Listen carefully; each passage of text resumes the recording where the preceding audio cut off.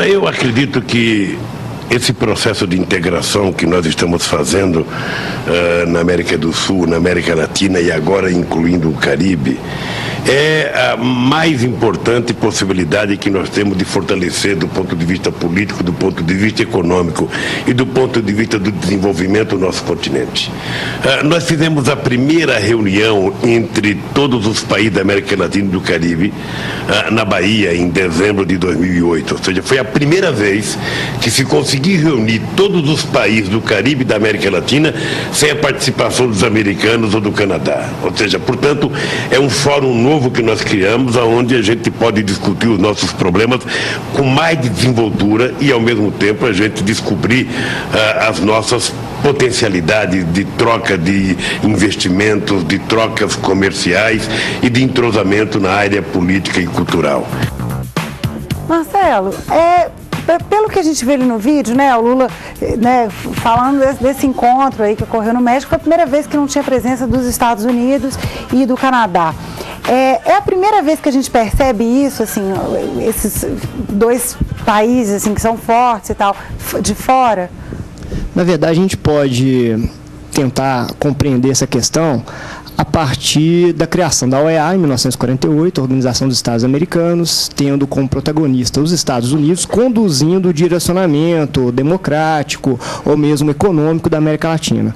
No entanto, vale lembrar que esse era o contexto da Guerra Fria, o contexto em que nós tínhamos, de um lado, um mundo capitalista, pintando do outro lado, um mundo socialista, comunista soviético, liderado pela União Soviética.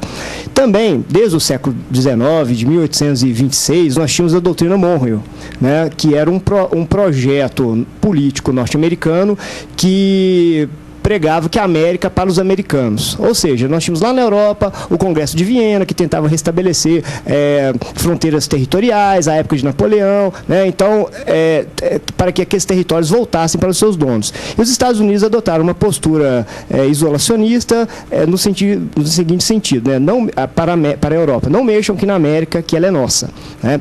E acabou que essa doutrina Monroe, ela vai conduzir as outras políticas norte-americanas ao longo do século XX, inclusive a OEA, a partir de 1948. Aí nós vamos ter também, dentro desse contexto da Guerra Fria, né, em que não houve um embate direto entre Estados Unidos e União Soviética, esse conflito foi um conflito muito mais ideológico e que transferia para as áreas periféricas, no caso, a América Latina, os conflitos regionais. Então vamos ver os Estados Unidos apoiando golpes militares, guerrilhas, no intuito de evitar a revolução socialista, mesmo que ela fosse inexistente, como no caso aqui no Brasil, né? Que não havia nenhuma proposta de uma revolução, mas havia essa ideia dos Estados Unidos.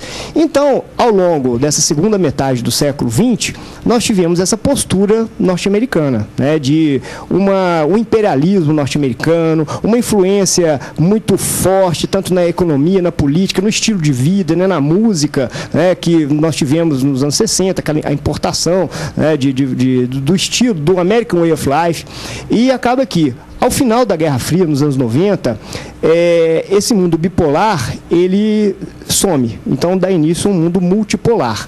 E os Estados Unidos, de uma certa forma, gradativamente, eu não afirmo isso categoricamente, mas no caso aqui da América Latina, ele vai, assim, perdendo um pouco aquela primazia sobre a América Latina. A América Latina, todos os países, inclusive o Brasil, têm outros relacionamentos que não sejam somente com os Estados Unidos, né? Com a Europa, com a própria China, que é um mercado emergente, né? Com a Índia, com outros países. Então, os Estados Unidos, de uma forma ideológica, até mesmo a OEA, ela vai perdendo gradativamente essa influência. Então, nós temos que ver se essa postura, se essa nova liderança do Brasil, ou até mesmo de Hugo Chávez e os países da conexão bolivariana, né? Da Bolívia, da ALBA, exatamente, se realmente a proposta é de integração ou mesmo aquele discurso até hoje um pouco frágil, né, anti-imperialista, para poder excluir os Estados Unidos. Porque essa integração fora da presença dos Estados Unidos e Canadá, ela tem dois vieses, né? Um é esse futuro da OEA, essa influência norte-americana, mas, por outro lado, também uma ressignificação da América Latina no cenário regional e também mundial. Então, é uma identidade que tenta ser construída da América Latina mediante esse mundo multipolar, esse mundo pós-Guerra Fria, né? Agora, Bruno, você acha que, por outro lado, assim, tirando um pouco essa presença marcante, forte, principalmente dos Estados Unidos, né, essa tentativa, você acha que, de certa maneira, o Brasil ele tem tentado substituir isso no sentido de, não, vamos deixar os americanos de fora por causa, né, eles são imperialistas, eles estão tentando impor, mas será que o Brasil também não está tentando tomar esse lugar no sentido de se impor sobre os outros da América Latina? Olha, historicamente o Brasil tem essa postura com seus vizinhos. Quando você tem a independência brasileira, você vai pegando os discursos que os imperadores brasileiros faziam, né, o Pedro I, Pedro II, era um discurso extremamente de colocar o Brasil como algo bem superior em relação aos seus vizinhos. E tratava os vizinhos como republiquetas. Era algo assim, vocês são frágeis, eu sou o grande, unificado e assim por diante. E você tem, então, daí para frente, todo um discurso, né, brasileiro em relação aos seus vizinhos. Algo que há tentativas muito frágeis de se superar. Se a gente for pegar isso concretamente, até que ponto a educação brasileira, o processo educacional nosso, as aulas que são dadas aos nossos alunos e alunas, tentam superar isso? Eu acho que pouco. Pouco. São situações isoladas de superar isso, efetivamente. Então, isso confirma o que você está falando. Há, sim, talvez não igual no passado, mas uma tentativa, sim, do Brasil se colocar como liderança desse bloco. Agora, não mais uma liderança imperialista. Eu não acho que é isso, mas é uma liderança que tenta se firmar, mas principalmente em relação ao mundo. O mundo olhar para a América Latina e enxergar o Brasil como se fosse o carro-chefe. Agora, os países latino-americanos, eles podem sofrer algum tipo de retaliação ou ter problemas pelo fato de, por exemplo, terem promovido esse encontro aí, já sem a presença norte-americana? Isso pode gerar... Eu vou até fazer uma brincadeira aqui que é real. Meu amigo colombiano pode confirmar. Eu acho que os Estados Unidos não estavam ausentes do encontro. Vários países estavam representando muito claramente os Estados Unidos. Um deles a Colômbia.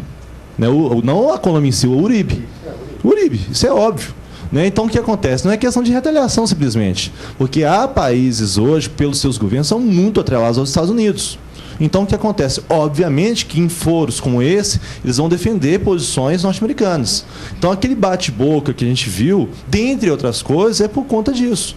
Então, são propostas muito claras. Há aqueles países que buscam uma integração, mas que têm os Estados Unidos como carro-chefe. E há outros que não. Então, a gente achar que eles estavam ausentes, eles estavam fisicamente ausentes, mas estavam muito bem representados por alguns chefes de Estado e governo.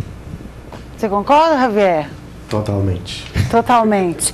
E em relação à imagem do Brasil, assim, você acha que às vezes o Brasil tem essa imagem arrogante, assim, Não sei, assim, para fora, na Colômbia não chegava, nunca chegou isso. Fala verdade? Não, quer dizer, eu não tive essa sensação nunca, mas quando cheguei aqui, eu senti que o brasileiro é muito brasileiro antes do que o latino-americano, entendeu? Então, isso mas é simplesmente uma lógica diferente, entendeu? Eu sou prefiro me chamar de latino-americano do que colombiano agora com o nosso querido adorado presidente, né? Entendeu? Mas, e aí brasileiro são outras coisas, são outras questões também que estão aí. Beleza. Vamos ouvir mais? Vamos.